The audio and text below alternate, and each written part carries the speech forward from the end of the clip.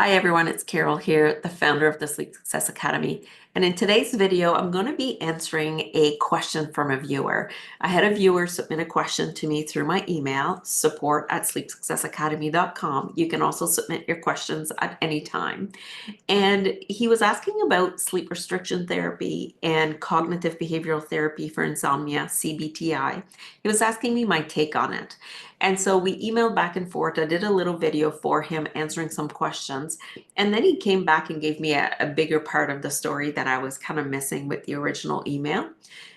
And I asked him permission to be able to read this email on my YouTube channel so that I can also help others who have the same questions. So he came back with, yes, please use my email to help others because he loves helping others who are struggling with sleep. And so this way we can share the knowledge amongst all of us.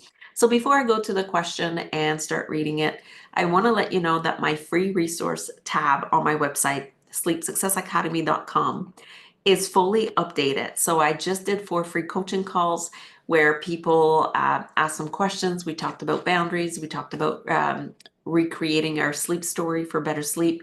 We looked at what our sleep patterns are. So really great information on those 4 free coaching calls.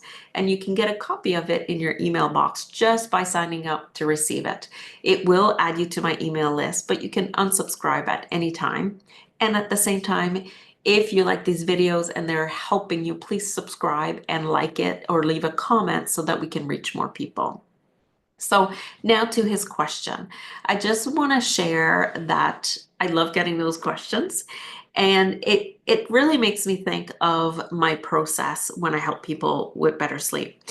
And I always look at the 3 components to better sleep. So we are looking at our emotional well-being, which is the state of our nervous system and our emotions. Like, are we feeling this fight or flight nervous system, or am I feeling anxiety, frustration, sadness, whatever the emotion? So that's component number 1.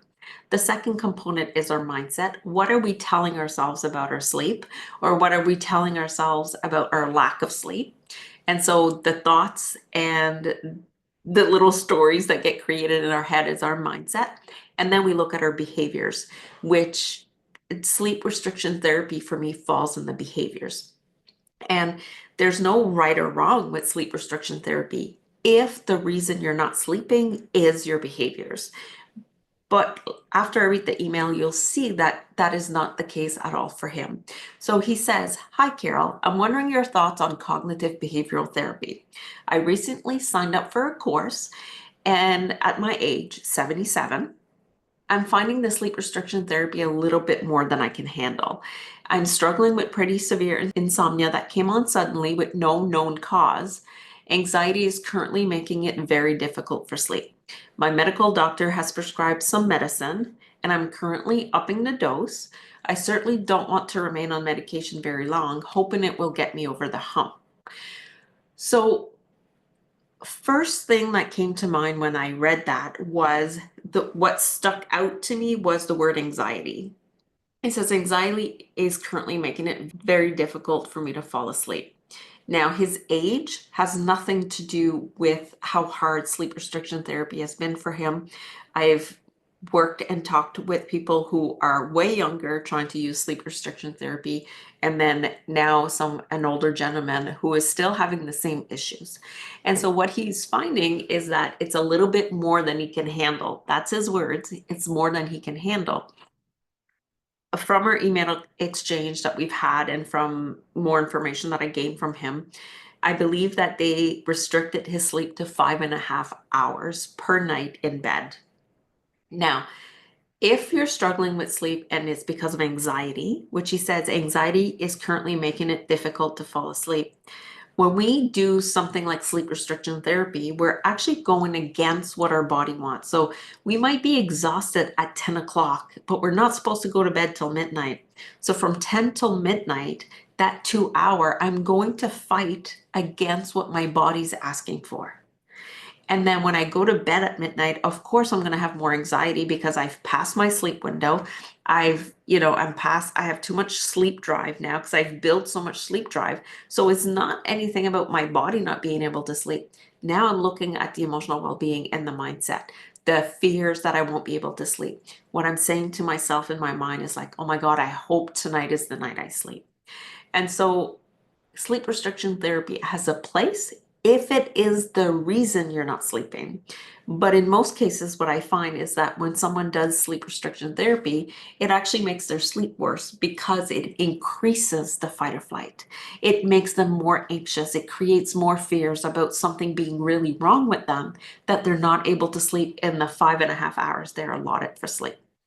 So I don't, in any of my programs, do sleep restriction therapy. What we do is first learn how to calm our nervous system, learn how to create space for rest during the day so that when we go to bed at night, our mind is not activated from all the fears and anxiety.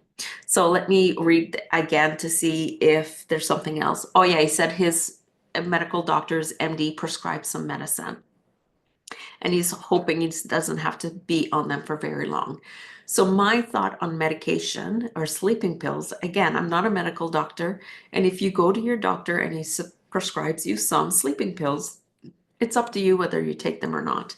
What I have found that happens with people is we get on the medication and we might sleep better for a night or two or three. And then the anxiety and the fears all come back, and our nervous system gets dysregulated again, and the medication is no longer effective because we haven't addressed the root cause of our sleep issue. Right? Does that make sense to you? That all of these are like external band-aids that we're trying to put in, but we're not actually dealing with the root cause of our sleep issue. So my question back to him was, what was happening in your life at the time that you stopped sleeping? And sometimes it can be something that can like have happened 2 or 3 months prior. We might have had a big event in our life happen that then causes anxiety, and it's the anxiety that's keeping us awake. Just because our nervous system just can't handle that amount of stress anymore, we don't have the capacity to handle it. Therefore, the way forward is to start creating resiliency in our nervous system that will reduce the anxiety, that will allow us to fall asleep when we go to bed. And then we don't have to worry about sleep restriction therapy because we will find a sleep schedule that works for us, depending on our body type. We'll find a sleep schedule that actually allows me to fall asleep naturally and wake up naturally in the morning. But that takes time, right? So he doesn't say how long he's actually been struggling with sleep. But if insomnia came on suddenly, it tells me that he used to sleep good before. It's not like something that he's always struggled with. Therefore, if we can get to the root cause of what happened, we can use tapping on it. We can deal with the anxiety. We can reframe our mindset by saying, okay, yeah, I'm struggling with sleep now, which is the truth, but I've been a good sleeper in the past and I can do it again. But it takes work, and it takes being compassionate with yourself and not being so rigid, because the more rigid we are with our sleep schedule in this instance, so there's a difference here. Like, I want you to be consistent with your sleep schedule as a loving thing you do for yourself, because when our body is on a schedule, it functions better than when we're all over the place. But I don't want you to be so rigid with a schedule that you're only allowed 5.5 hours in bed, and there's like, you're not supposed to go to bed till midnight. So at 11:59, you're still not going to bed because it's not midnight yet. And that just creates more anxiety. So hopefully this helps you figure out what is the root cause of your sleep issues. Most of the time, it is dysregulation in our nervous system from events of everyday life or from a sudden thing that's happened to us that causes this dysregulation. And I'm here to say that it is possible to get back on track with your sleep by using a holistic, compassionate approach, as opposed to these harsh programs they have out there where it's like, this is the only thing you're supposed to do.